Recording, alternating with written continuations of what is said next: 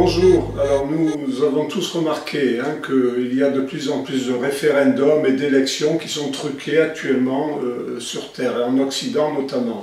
On a eu les exemples donc en Autriche, un trucage qui a empêché la droite populaire d'accéder au pouvoir. On a eu l'exemple du référendum homosexuel en Irlande qui a été truqué. Nous avons maintenant l'exemple aux États-Unis où les élections vont être également truquées, bien que d'une façon différente. Alors ce qui est intéressant, c'est que toutes ces arnaques ont une procédure, je dirais, différente en fonction des pays.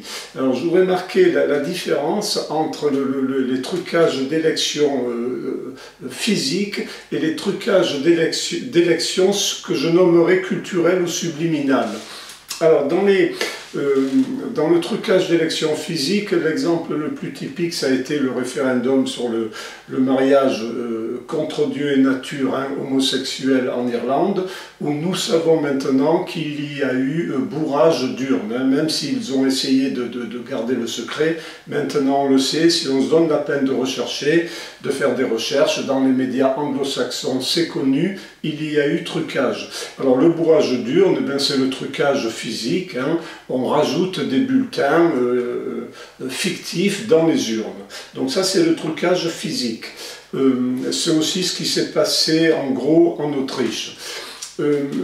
En ce qui concerne les élections falsifiées, donc qui vont être falsifiées, qui sont en train de l'être aux États-Unis, entre Mme Clinton et M.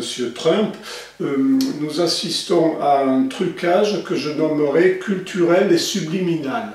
Alors là, en effet, il n'y aura pas de bourrage d'urnes, mais il y a, par l'intermédiaire donc des lobbies féministes, maçonniques, LGBT, qui infestent littéralement la société américaine, un petit peu comme les jacobins, bien qu'ultra minoritaires, avaient infesté la France à l'époque de la fausse Révolution française.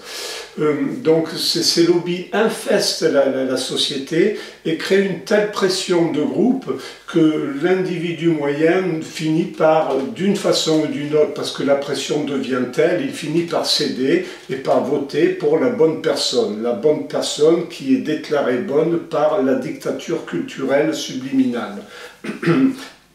Donc, le procédé, nous le connaissons aussi un petit peu en France, puisque à l'époque où le Front National était encore le vrai Front National, avant qu'il se prostitue à la culture de mort, vous savez que Marine Le Pen est pour l'avortement maintenant, et que ses lieutenants comme Philippot sont non seulement pour l'avortement, mais aussi pour le mariage d'abomination.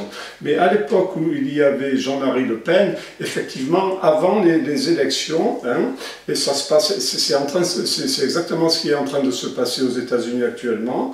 Avant les élections, il y avait une espèce de diabolisation à l'avance de tous ceux qui s'apprêtaient pour voter pour la personne déclarée méchante, entre guillemets. Donc moi je me souviens, en gros il y avait, en France, il y avait les bofs de la campagne qui votaient pour Le Pen, puis il y avait les intelligents des villes. Alors en gros l'image c'était la suivante, donc les bofs de la campagne étaient représentés plutôt par un homme plutôt vieux, plutôt pas beau, plutôt pauvre, illettré, raciste, enfin, si possible un petit peu alcoolique, c'était le bof. Le bof français qui aux États-Unis est le redneck. Le redneck, c'est le cou rouge. Donc l'image du type haineux, masculin, âgé, illettré, alcoolique, raciste, plein de haine, lui votait, on essayait de faire croire que lui allait voter pour Le Pen, et à cela on opposait donc la personne qui votait progressiste, qui elle était plutôt féminine, cultivée, vivant dans une grande ville, si possible à Paris, ou à New York pour les États-Unis, universitaire, tolérante, aisés financièrement. Donc ce matraquage d'esprit a créé, si vous voulez, un phénomène, un désir d'identification de la part de la population au bon groupe, hein, si bien que les gens finissent par voter pour la personne qui est choisie par le bon groupe, entre guillemets.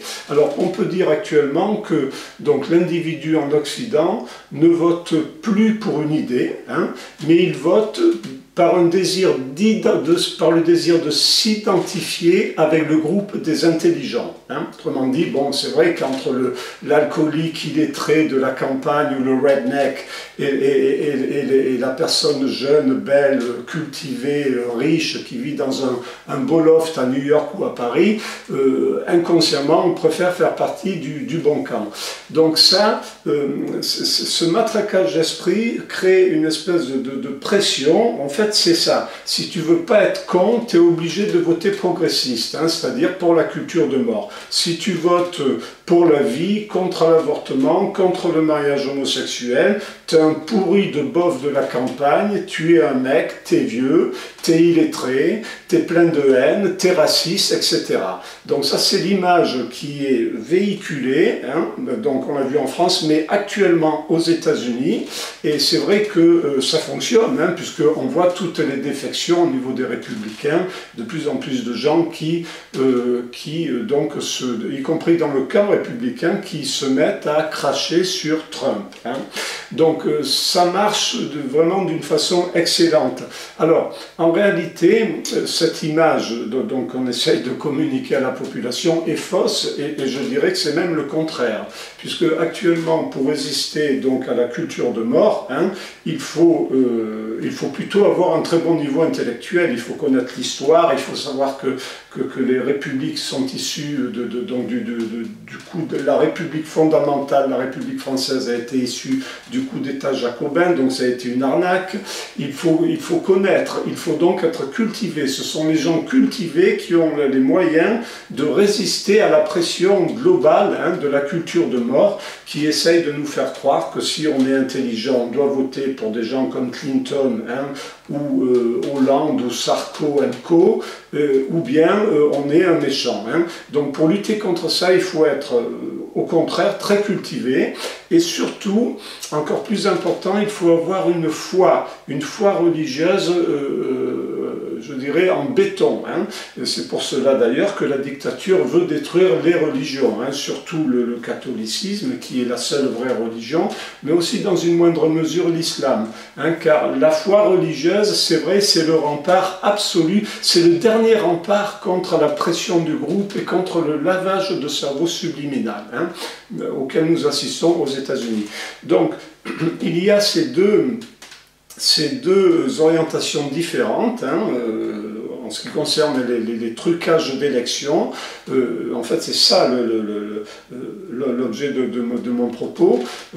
L'exemple irlandais classique avec bourrage d'urne et l'exemple culturel et subliminal, hein, qui est en train de se produire aux États-Unis, où par l'intermédiaire de l'infestation, hein, des lobbies LGBT, maçonniques et féministes de la société américaine, donc via les médias, Hollywood, les réseaux sociaux, etc. Ça crée une telle pression que l'Américain moyen ne peut pas résister, et même ceux qui ont un certain pouvoir, comme les sénateurs républicains, qui sont en train de retourner leur veste en faveur de Madame Clinton. Alors, il y a une anecdote à propos de ces élections américaines, hein, je crois qu'il faut souligner, c'est que, bon, c'est vrai que Trump a eu une phrase qui était lamentable. Il a dit, oui, je cite, hein, j'ai pas pu la baiser parce qu'elle était mariée. C'est vrai que c'est nul de dire ça, hein, mais enfin, bon, contre qui donc se présente Trump. Il se présente contre la famille Clinton. Or, Monsieur Clinton, à l'époque où il était président, donc lui, il ne l'a pas dit, il l'a fait. Il faut quand même rappeler que pendant ses heures de travail, il a eu des relations sexuelles avec cette bonne femme, là, Monica Lewinsky. Donc voilà, alors c'est quand même une blague d'attaquer Trump à ce niveau-là, alors que les Clinton, eux, l'ont pratiqué quand ils étaient au pouvoir. Donc c'est quand même délirant. Et les Américains sont comme les Français, bien, ils ont la mémoire courte. Hein. L'être humain a la mémoire courte. Et au final, c'est uniquement la foi, une vraie foi révélée dans une religion, et notamment la seule vraie qui est le vrai judaïsme, donc le catholicisme, hein, puisque les vrais juifs sont ceux qui sont restés juifs en reconnaissant le Messie d'Israël, Jésus-Christ.